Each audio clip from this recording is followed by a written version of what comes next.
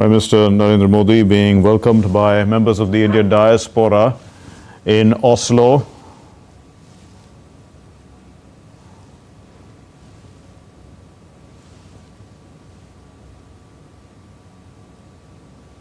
These visuals we got a short while ago. Prime Minister had arrived in Oslo around an hour ago and has since gone to the hotel in which he is staying, and there he was greeted by Indian community members on his arrival in Oslo. These visuals have come in a little later.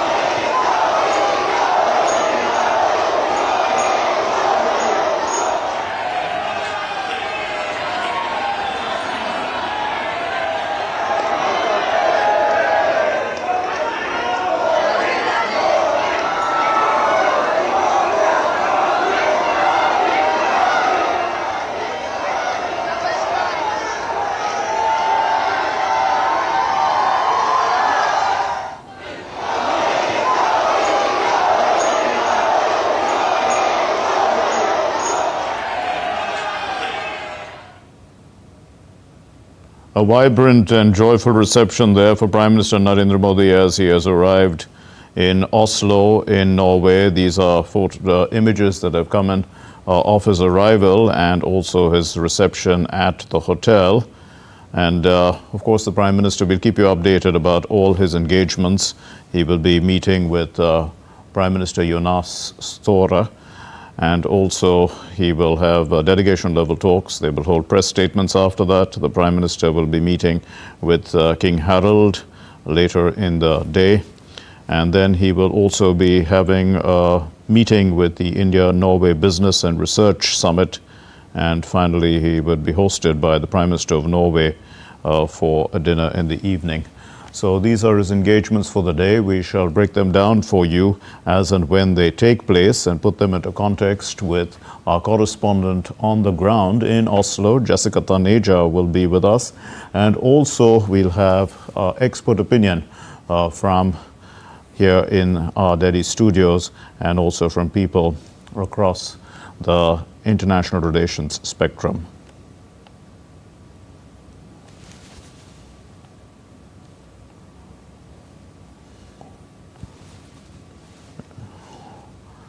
So we continue to stay with these visuals, which have come in a short while ago, of Prime Minister's reception at the hotel in Oslo. As is customary now, we notice that the Indian community comes out in large numbers to greet the Prime Minister wherever he goes.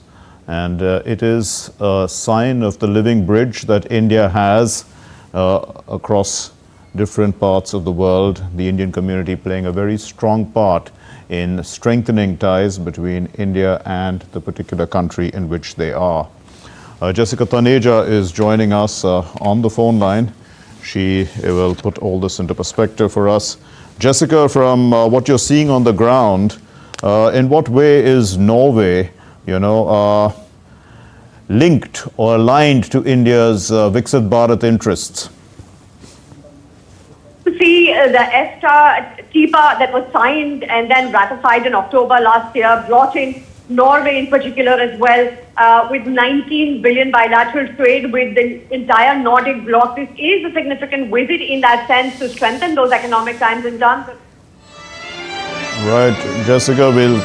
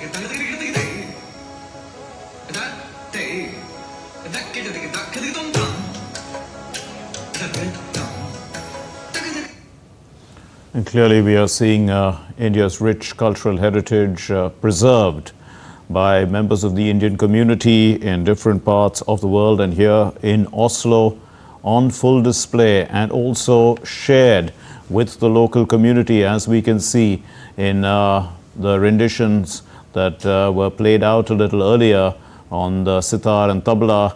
The proponents were probably people of Norwegian origin. We shall get all those inputs from our correspondents as and when we know who all have performed for the Prime Minister.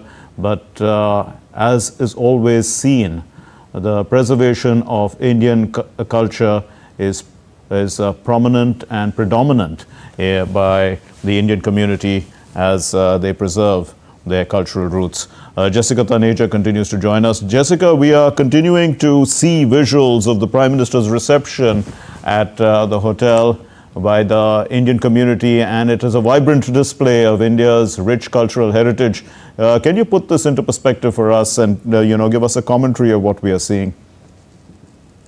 Mark, I am inside that community hall event, and I can tell you that the excitement here is quite a bit after seeing and meeting the Prime Minister. There are about 25,000 of Indians living here. The diaspora strength might look, minimal, but it is a lot in terms of the population that you see in Norway. And all the people gathered here. In fact, I was told there were so many people who registered for this particular event just to get a glimpse of the Prime Minister. That is the kind of sort of excitement and enthusiasm they have to meet the Indian Prime Minister here in Norway. It's a visit that has come after 4 decades, so the significance to it is more than just economic and political. It's also the connect with the diaspora. And after speaking to few of them, IT professionals, people working in all kinds of sectors, have said that the way in India and free trade FTAs are being signed, and you talk about the EFTA countries, the European Free Trade Association, which also has Norway, Iceland. Apart from that, there is Switzerland and Liechtenstein. That particular agreement kind of cemented the connect with the countries. And then on the other hand, you of course have the India-Nordic connect, Denmark, Finland, Sweden, Iceland. The Prime Ministers, all of them tomorrow are going to be here addressing the India-Nordic summit. But if you talk particularly about the Indian community, the excitement is just beyond the summit. Looking at the visuals here, while the Prime Minister was here just a short while ago, was the fact that it's just the Indian community which believes that India is moving forward, and they had great respect and regard for the Indian Prime Minister here. Yes, Jessica, thanks for putting that into perspective for us as we continue to stay with these visuals. We are also joined by guests Yogesh Kumar Gupta, former senior diplomat, and Dr. Sheetal Sharma, professor of the School of International Studies at JNU. Thank you very much, both of you, for being with us. So we are witness once again to India's rich cultural heritage on display, and that is as a form of ceremonial welcome by the Indian community for the Prime Minister. We are seeing it customary now in all parts of the world. But what is the significance of this in India's soft power, Dr. Sheetal Sharma? Mark, these kind of visuals that we get every time wherever the Prime Minister goes, and he is so overwhelmingly received by the diaspora community in that particular country. This is a remarkable achievement in the sense that, suddenly over the years, and I would say last particular 1 decade, there has been a kind of assertion of Indian identity, India's tradition, India's heritage, rich civilization, where these symbols, not just these performances, how we greet the Prime Minister, or at the airport or receive him in the meetings and big halls, but they are kind of showing a cultural connect between the leadership and the people, those who are staying there. There are two dimensions of it. One is that diaspora, which has gone to the host countries, it is, disassociated from its cultural roots and people who are there back home. And once there is a visitor, particularly the Prime Minister who comes and expresses his interest in meeting them, in greeting them, in acknowledging their efforts, in understanding their dislocation in terms of the memories and the loss of home connection, it gives them a feeling of belongingness and getting connected back to their root. At the same time, to the host community, it also indicates, that these are people who are not forgotten just like that. They are not just the economic entities in the host country, but they also are continuously connected, active participants both at the home, socially, economically, politically, and all that. So this sense of pride that comes with such kind of which comes on such kind of occasion is something which is very qualitatively, significantly boosting India's image. And the second dimension is related to the cultural diplomacy that you are talking about. Over a period of time, both India's, I would say, tangible and intangible cultural heritage, in terms of food, cuisine, language, cinema, yoga, cultural practices, way of living, art of living, thinking, styles, these are also becoming greatly acceptable in the host countries because of, one, the living bridge diaspora is there and it is practicing that culture, and number two, that India is aggressively pushing the cultural diplomacy handle, in order to make itself more visible, more relevant at the global level. So I think these are very significant actions which need to be understood in that broader context. Indeed. Ambassador Gupta, so as we continue to stay with those visuals, perhaps you can put this also into context for us, the importance of cultural diplomacy and public outreach, and the role that the diaspora plays in taking the government-to-government relationship, to a different level, because there's so much more trust, and also the abilities of Indians to derive a sense of pride, or give the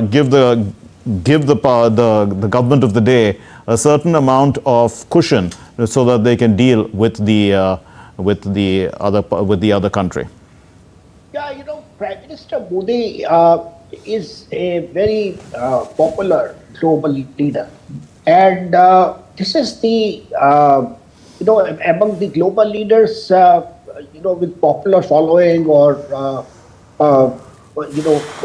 there is a general feeling that he is among the most popular global leaders in the world, and this is borne out by the way the diaspora participates actively on its own. The Indian embassy just has to make a very performa effort, telling them that the Prime Minister is coming and who would like to register to welcoming him or to participate in this program or some other program, and there is always an overwhelming response. So he is a very popular leader, and these images only testify that he is so popular that people like to come and to feel and to be part of this his travel, his meetings, his interactions, and part of his journey. I mean, Prime Minister doesn't go to these small countries so often. I think this visit is taking place after a very long time, 4 decades or so. Prime Ministers Modi's visit, to Norway. So these images are really a vivid testimony of how the Indian culture is. Right. We are continuing to show you visuals of this mesmerizing performance for Prime Minister Narendra Modi. More in terms of India's dance repertoire.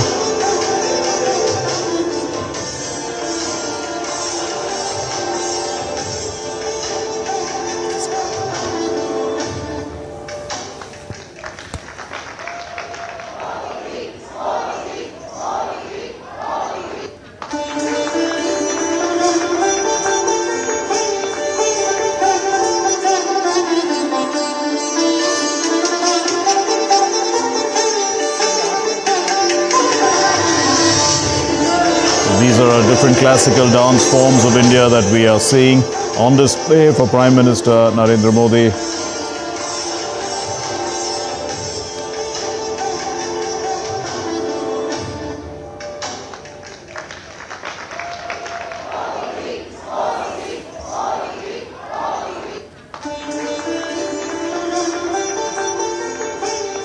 Considerable effort is put in by the Indian community to present this, and clearly it is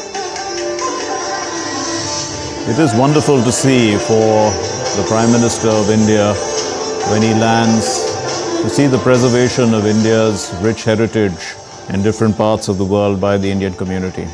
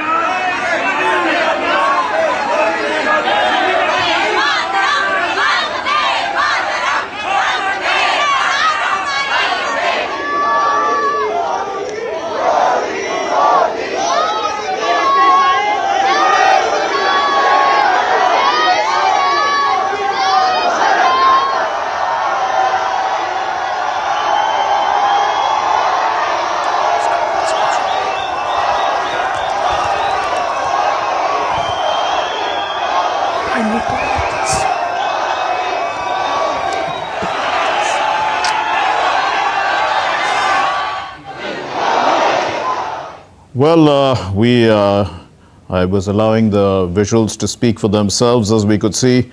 And just to tell you a little bit about what we were watching, this was Rhythms of India. Rhythms of India is a unifying 6 types of Indian classical dance forms, and it's a segment that presents vibrant tapestry of India's rich classical dance heritage through a blend of harmonious and diverse styles. And the Rhythms of India offers the audience a glimpse into the diversity and unity of all Indian classical arts, celebrating, Satriya dance, Kuchipudi, Odissi dance, Kathak dance, Mohiniyattam, and also Bharatanatyam. And then also we heard music, and music was Saath Saath, or togetherness. It was an orchestra which had the meaning of togetherness is a musical collaboration between bridging cultures through harmony and shared artistic expression. It was conceived by Dr. Rohini Khetarpal, and the sitar player who was there, born and raised in Norway, but deeply connected to the Indian family connections. And this piece also reflected her vision of contributing to Norwegian society through a universal language of music. So it conveys the vision to bring the idea to life. Dr. Rohini collaborated with young talented musicians of the Bharat Dew Music Institute, one of Europe's most prestigious institutions for Western classical music, to produce what we saw on the screen. So the primary aim of Saath Saath is to introduce and celebrate Indian music heritage within Norwegian society. Of course, we continue to show you visuals of the dance, which is a culmination of 6 types of Indian classical dance brought together in a unifying form of Indian classical dance forms. All these were, perfectly presented, and many of them were experts in their field. rhythms of India. Some of them, of course, were amateurs, but it brought out the effort that has been put into place to showcase India's rich cultural heritage and also how it is associating at the cultural level with Norwegian society. And our guests continue to be with us, and we continue to focus on the cultural aspects because these are the visuals that we get. Dr. Sheetal Sharma, what would you say about what you've been seeing over the last few minutes? Mark, I've been enjoying that, very much in the sense that when you are in your home country, when you are in your culture, you don't actually see them as, as a distinct form of culture that you are performing. But when you are away from home, the significance of all these forms of cultural expression, they acquire a different kind of significance for the reason because you are now in a different culture setup altogether where social, political, cultural norms are different, language is different, food is different. And at that point of time, if you are able to maintain that cultural connect and you feel a sense of identity with your cultural roots is very important. Secondly, these are not just performances, I would say, which are happening in the background and the dignitaries just pass by without even noticing them. Look at the way Prime Minister, he stands there, spends some time observing them, watching them, and the way you were explaining about the entire background to the performance in terms of acknowledging the creator and the group which is involved in this. This is itself a very big thing for the people to realize that their efforts have been appreciated and recognized, and that is why I would say that Prime Minister spends some time there, at least couple of minutes, observing them, looking at them so intensely. It's not just, that these things are just symbolic in nature. And then he talks to people, the young girls, those who are performing, small children, how they would feel elevated, appreciated, and connected. So it's a best of, combination of modernity and tradition. I would say that's how it's displayed on the screen right now. Indeed. So let's expand our discussion into India-Nordic ties. Ambassador Gupta, put this into context for us. The Prime Minister has come from Sweden. Now he is in Norway. And yesterday there was a lot of reference to the India-EU FTA and its potential to transform both, the continent of Europe as well as the subcontinent of India with its massive scale. But the smaller FTA, the EFTA, which is the Prime Minister's focus now, has already been operationalized since October of last year. And what is the potential then of both of them combined for India's growth story?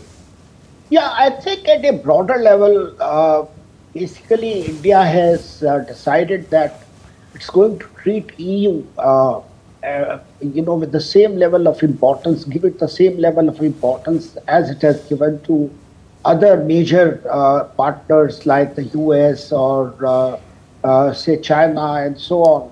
And after we concluded this FTA with Europe, it has become now far more easier because many duties have come down heavily, many tariff and non-tariff barriers have been removed. It has become much easier for our exporters to trade and also to get things across in India. So the FTA has started to help, the traders in both sides, both in India as well as in Europe. Now, as far as the EFTA is concerned, again, EFTA, these countries in India, they agreed that they will be making an investment of about $100 million over a 5-year period. Right. And Norway is one of these countries. Norway has a huge, big-sized pension funds, and these pension funds have been investing a lot in India.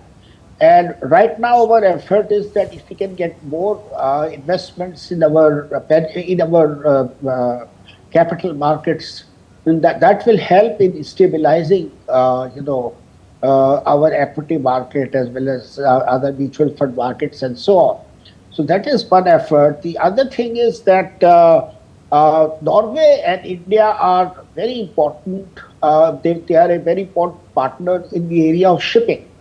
We are constructing certain type of ships for the Norwegian commercials, for Norwegian private sector at the Cochin shipyard. And similarly, Norway is constructing these polar ships, which can operate in icy environments for us. Right. So we have this collaboration between India and Norway, and that helps both sides because the kind of environment that Norway is faced with, particularly the Arctic region, it has its unique experiences which we can make use of. The other thing is that this Arctic route is now getting opened as the ice is melting more rapidly due to climate change. So the route via the Arctic is going to shorten the shipping time and distance. And there I think we like to always explore the conditions as they are changing, how the shipping can help us via the Arctic route. Yes. And there Norway plays an important role. Indeed. China and Russia and other countries are, playing, they are getting very active in that region. While India's interest is mainly science and technology, but still we have to keep an eye on what is happening, in different areas in that region. True. And therefore we want to be part of the Arctic Council and so on. So there our relationship with Norway helps. So Ambassador Gupta has been focusing on maritime technologies. Dr. Sharma, what would you think about, Prime Minister is going to be meeting the India-Norway Business and Research Summit later in the day. And of course, we are now in the era of new technologies. Innovation is the key, and digital public goods, high health tech. To what extent, can these areas, can we look at possibilities in terms of Norway's strengths? Without sounding too Eurocentric, I would say, Mark, that Nordic is one of the best regions in the world, economically, politically, financially, socially, emotionally also. I would say in terms of, they occupy the top 5-10 positions, all these Nordic countries in the World Happiness Index. If you look at social security, they are the best performance. If you look at the Gender Equality Index, once again, they are the among the top 10 performers, barring here or there, one or two countries slipping down. So in a cumulative sense, this is the best region in the world where we can have a lot of collaboration with and have potential to learn from this. Now, in fact, I would say that for this Nordic summit, there are primarily 6 pillars on which PM is going to negotiate at the summit, which is shipping, space, clean energy, environment, defense, and investment. These are the 6 pillars around which the talk is going to concentrate, and I would just talk about science and innovation, which happens to be cutting across these 6 pillars. And why this is very important, because these are the regions which are very innovative. They have a very high innovation quotient or index. And the collaboration with these countries can help us not in big things which are visible or neat to the eye, but things which are very important in terms of fixing, the blocks for the developmental journey that we have. I give you one example for this. Say, for example, if we talk about space as one of the area of potential collaboration. Right. Now, having a space station in the Arctic region or collaboration with the other stations would help us in some respects. Now, what is that? Suppose your satellites are revolving around, on the axis region, they pass 14 times in a day as compared to the equatorial region. So when you have this much frequency of the satellites passing through the area, there's a possibility of having, good data, rich data in order to predict the weather conditions, the climate change or the disaster warnings. So this is one such area of collaboration. Then the second one, which the other expert, Ambassador Saab, was mentioning about, the shipbuilding. India has capacities in terms of the scale to carry out big production of the ship. But at the same time, the design technology, all these nuances which are there, they can be brought under the PPP partnership, and these are very effective in terms of bringing those kind of things. The third, I would emphasize on the clean energy. Now, Nordics, once again, and this is something which is very surprising for countries which are fighting for energy security, that during the climatic extremes, Nordic produces so much of energy, the renewable energy, that sometimes it's called as value cannibalization. There seems to be massive potential, definitely, Dr. Sheetal Sharma and Ambassador Yogesh Gupta. We'll have to end this discussion at this point. Thank you very much for putting this into perspective. As and when the Prime Minister's events take place, we shall return to our viewers and give them the latest updates with the best possible, expert analysis. Thanks for being with us for the moment. Now, Mercedes-Benz may be preparing to pivot towards the defense industry. Its CEO has told a newspaper that the company would be considering entering defense production. And for more on this, I'm joined by DW correspondent Chiponda Chembula in Berlin. Chiponda, what exactly is Mercedes-Benz CEO saying about defense?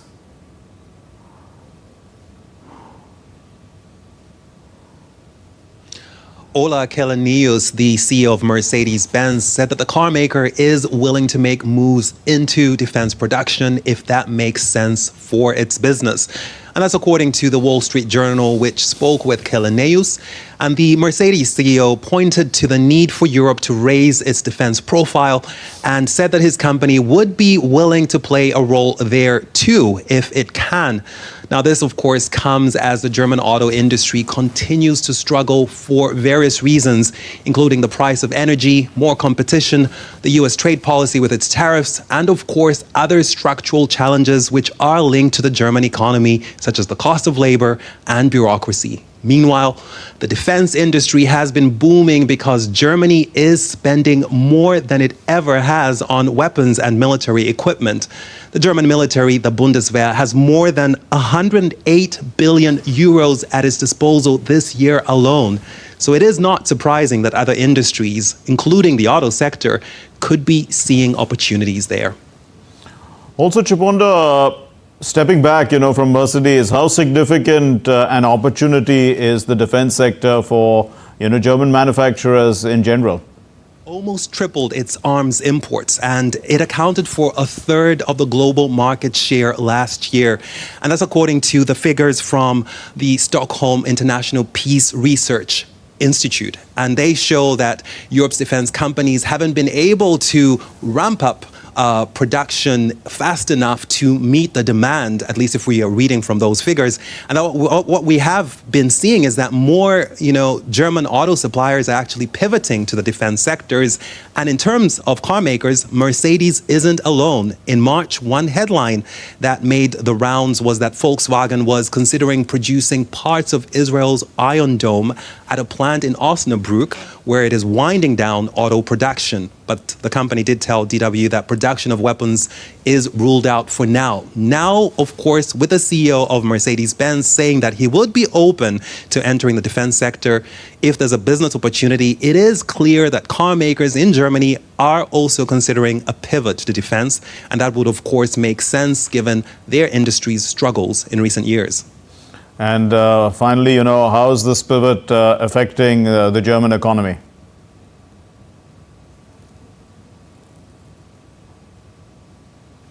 One study from EY estimated that more than 600,000 jobs could be created across Europe if governments here stick to their plans to allocate at least 2% of their GDP to defense spending.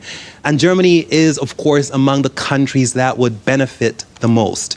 It is already Europe's second biggest arms exporter after France. And of course, last year, Germany overtook China and became the world's third biggest exporter of arms. So there is a big potential for jobs to be created. And that could, of course, help the economy.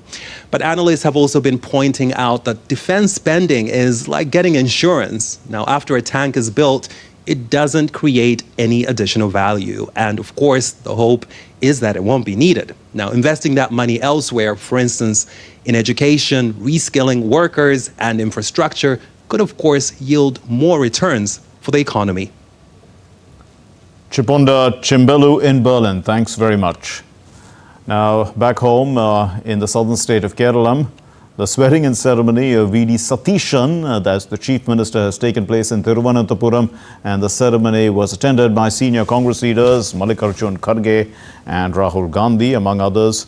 The swearing-in ushers in a United Democratic Front government in the state after a 10-year hiatus. and this alliance won 102 of the 140-member assembly, ending the CPIM-led left rule. Along with the Chief Minister, 20 cabinet members were also sworn in. And Prime Minister Narendra Modi has congratulated V.D. Satishan on taking oath as the Chief Minister of Kerala, and he extended his best wishes for his tenure. He said that the central government assures all possible support for the newly formed Kerala government in fulfilling the aspirations of the people.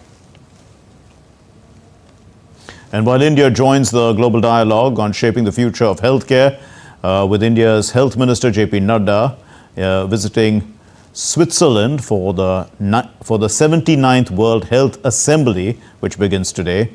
It's centered around the theme of reshaping global health, a shared responsibility. This six-day assembly in Geneva brings nations together to shape resilient, inclusive, and future-ready healthcare systems. The event brings together health ministers and global public health experts from over 165 countries, addressing pressing issues like new outbreak threats, global climate change, and air quality amid shrinking health budgets and geopolitical divides.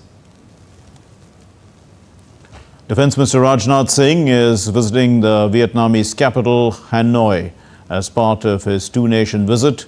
And during his two-day visit, Rajnath Singh will hold bilateral talks with his Vietnamese counterpart, General Phan Van Giang.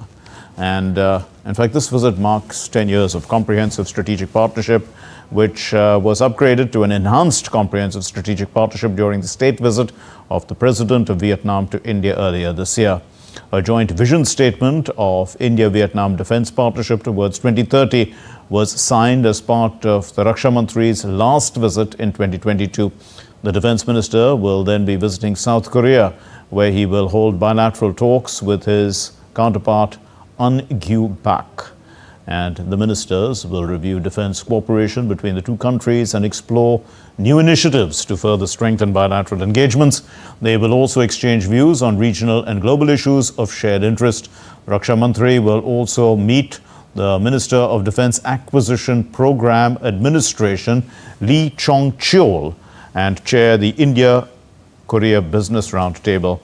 The focus of the visit to the two Asian countries will be on bolstering military cooperation, industrial partnerships and maritime collaboration, promoting peace and stability in the Indo-Pacific region. Let's take a look now at other stories making news. Health AI Con 2026 was organized by Medical Dialogues with the National Medical Forum in New Delhi.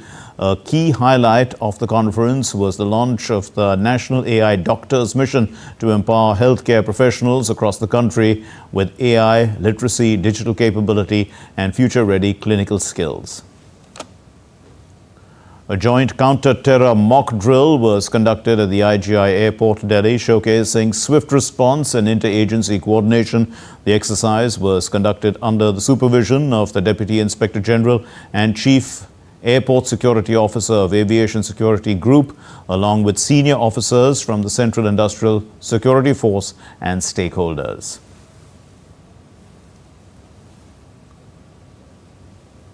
The Indian Navy inaugurated its premier naval sailing node at Upper Lake, popularly known as Bhojtal in Bhopal.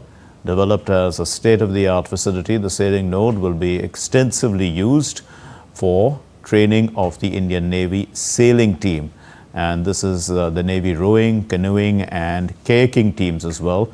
And NCC too, while also aiming to motivate youth towards competitive water sports and defense forces. Let's get your news now from the Cannes Film Festival. Aarti Khetarpal, a Vrindavan-based Bhakti singer, and also an artist who has featured in the 2026 Grammy-nominated album Sounds of Kumbh, made her second Cannes appearance in days, and this is on the red carpet showcasing Sanatan Dharma. And in her appearance, she brought the Bhagavad Gita to the red carpet, and in her second appearance, she was seen with devotional symbolism. Munmun Bhattacharya caught up with her. When we think of the red carpet at the Cannes Film Festival, we often think of traditional clothing or fusion clothing or modern clothing, but very rarely do we see clothing that inspires devotion and faith. Joining us is Aarti Khetarpal. She is an Indian artist. She was an actor turned presenter turned spiritual singer. Well, Aarti, such a pleasure to have you here in Cannes on DD India. Tell me what inspired your outfit, the lehenga and the accessories that you wore on the red carpet. Here I wanted to show the different moods, Nikunj Vrindavan. And obviously there I carried this counter, but then I realized that Krishna is giving me another platform like the cans. So you have to wear the jump mala full-fledged up forefront mein jaake Vrindavan ko promote karo. So this just felt befitting and right to represent who we are. Tell us the kind of reception that you've got to your outfit here in Cannes. I was never representing Aarti Khetarpal. I was always representing Krishna and Vrindavan. I tried my level best to do whatever little justice I could so that this service is accepted by God and it's going viral. My phone's just been ringing. There's so much of love. There is so much of support that's coming from Indians, from people of all faiths, that it is so humbling. It's a validation. I took that initiative to come to Cannes wearing Vrindavan, and it is being received so well by every Indian in the whole world. You know, you wear many hats. You're a multifaceted personality. You're multi-talented. You're an artist. You're a performer. You are a presenter. And here you are singing Bhakti songs. So what do you identify the most with? I identify as a instrument of God who wants me to do anything. If Krishna tomorrow puts me in a film again, then I would like to share and talk about faith. Here we are at Cannes. I could have walked as a model, but I want to represent Vrindavan. If there's music that's coming, I want to glorify God. If there's presenting, I want to glorify God. If there is real estate, I want to make wellness homes which has peace, mind, peace and calm and everything related to God. So whatever hats Krishna is giving me, I want to offer it to him and it will become the best. Is there any devotional song, Aarti, that you would like to dedicate to the occasion, to your presence here in Cannes and back home to all the people who are watching you from Vrindavan? Yes, I would love to offer this very, very beautiful bhajan. Radha, Jai Radha Madha, Jaya, Jaya Kunja Vihari, Radha, Jai Radha Madha, Jaya, Jaya Kunja Vihari. Hari Bol. Grazie. So that was a conversation with Aarti Khetarpal in Cannes with cameraman Sanjay Jaina. This is Munmun Bhattacharya from Cannes for DD India. And on that spiritual and happy note, that's all we have in this edition of DD India NewsHour. But let's know your thoughts on the news of the day. And for those of you on the go, get the latest news and updates from India and across the world on the DD India mobile app. It's available on Android and iOS platforms. Scan the QR code and download it. We'll be back with more news as it breaks here on DD India. My name is Mark Lin. Thank you very much for watching DD India NewsHour. Namaskar.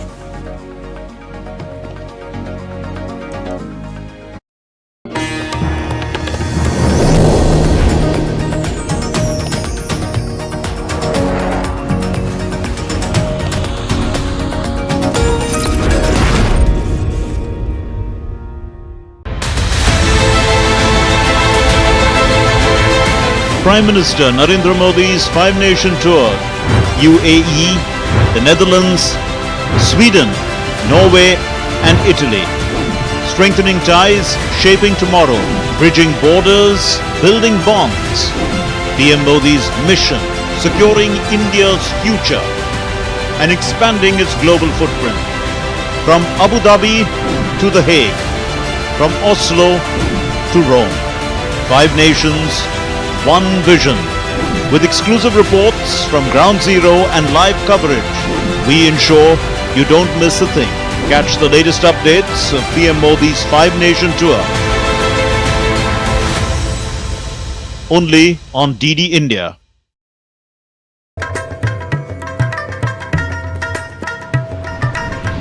Welcome to Jharkhand, the land of forests. Mesmerizing abundance of nature.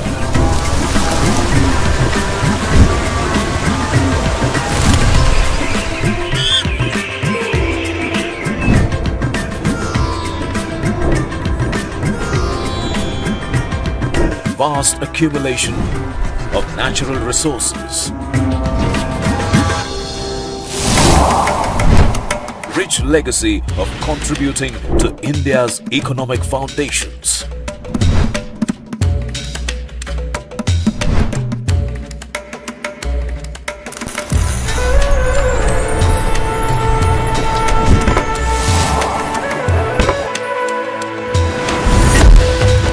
Preserving a vast and diverse tribal culture.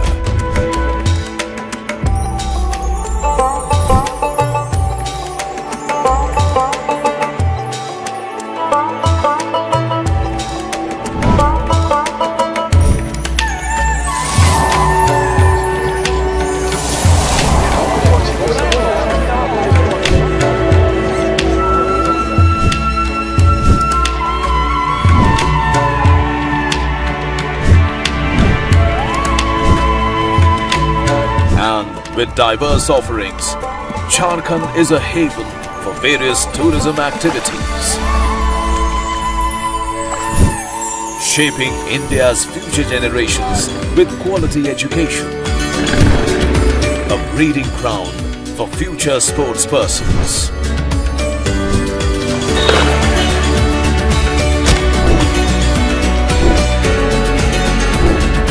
Come, experience the sheer richness of nature and culture, diversity of tribal heritage, traditions and craft, and progressive development and growth.